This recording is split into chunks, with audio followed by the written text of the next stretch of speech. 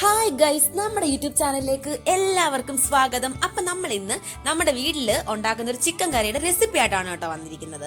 അപ്പം നമ്മുടെ ചിന്നുവാണ് ചിക്കൻ കറി വെക്കാൻ പോകുന്നത്. നമ്മൾ ഒരു ഉരുളി എടുത്ത് ഉരുളിയിലേക്ക് കുറച്ച് ഓയിൽ ഒഴിച്ചു.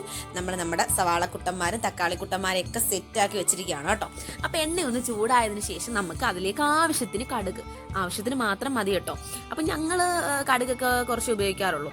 അതിനുശേഷം നമ്മൾ ഇഞ്ചി വെളുത്തുള്ളി പേസ്റ്റ്, അതിനോടൊപ്പം തന്നെ വറ്റൽമുളകും പച്ചമുളകും കൂടിയിട്ട് നമ്മൾ നല്ല അടിപൊളിയായിട്ട് മൂപ്പിക്കുന്നുണ്ട് കേട്ടോ. ആ പച്ചമണമൊക്കെ ഒന്ന് മാറട്ടെ. അതിനുശേഷം നമ്മുടെ സവാള കുട്ടന്മാരെ നമുക്ക് നമ്മുടെ എണ്ണയിലോട്ട് എടുത്ത് മുക്കി വെക്കാം.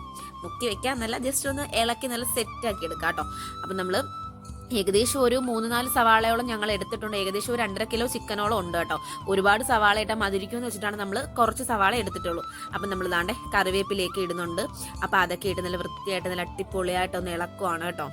നമ്മൾ ഇളക്കി നമുക്കിനി കുറച്ച് നേരം ഇതൊന്ന് അടച്ച് വെച്ചാൽ നല്ല അടിപൊളിയായിട്ടൊന്ന് സെറ്റായിട്ടൊന്ന് വഴണ്ട് വരുത്തോളൂ. അപ്പം നമ്മുടെ അടപ്പൊക്കെ ഇതാണ് ഞങ്ങൾ സെറ്റാക്കി വെച്ചേക്കാണ്. നമുക്കിനി ഒരു വലിയ അടപ്പൊക്കെ എടുത്ത് നമ്മുടെ ഉരുളിയിലേക്ക് അടച്ചു വെക്കാം.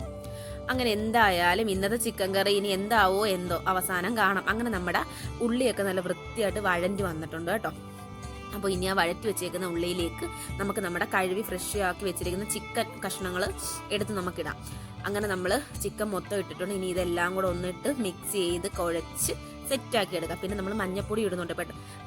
ഒരു കാര്യം വിട്ടുപോയി കേട്ടോ, ഇടയ്ക്ക് ഞങ്ങൾ ഉപ്പിട്ടിട്ടുണ്ടായിരുന്നു, അത് ഷൂട്ട് ചെയ്യാൻ മറന്നുപോയി കേട്ടോ.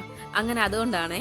അങ്ങനെ നമ്മൾ ദാണ്ട് എല്ലാം കൂടി ഇട്ട് നല്ല അടിപൊളിയായിട്ട് ഇനി ഇളക്കണം. ഇനി ആ വഴണ്ടി വന്നിരിക്കുന്ന ഉള്ളിയും ചിക്കനും മഞ്ഞപ്പൊടി എല്ലാം കൂടെ അതിനകത്തോട്ടിട്ട് നമ്മൾ നല്ല വൃത്തിയായിട്ടൊന്ന് ഇളക്കി ഒന്ന് വിരവി സെറ്റാക്കി എടുക്കണം. പിന്നെ അതിനുശേഷം നമ്മൾ 2 തക്കാളി എടുത്തിട്ടുണ്ട്. ഇനി ആ തക്കാളി കുട്ടന്മാരെ നമ്മുടെ ചിക്കനിലേക്ക് നമുക്കിടാം.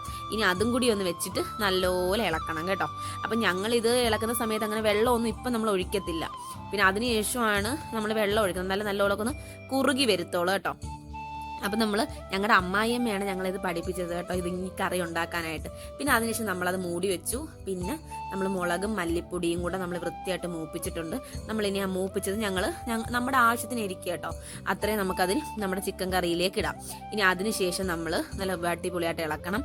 ഇനി നമ്മൾ ഗരം മസാലയാണ് കേട്ടോ, അതും നമ്മൾ കുറച്ചിട്ടാൽ മതി. ഞങ്ങളുടെ ഇവിടെ പപ്പയമ്മയൊന്നും ഈ ചിക്കൻ മസാലയൊന്നും അധികം അങ്ങനെ അവർ ഉപയോഗിക്കാറില്ല. അതുകൊണ്ട് നമ്മൾ ആവശ്യത്തിന് മാത്രം ഒരു ചെറിയൊരു മണത്തിന് മാത്രം അത്രയും ഞങ്ങൾ ഉപയോഗിക്കാറുള്ളൂ കേട്ടോ.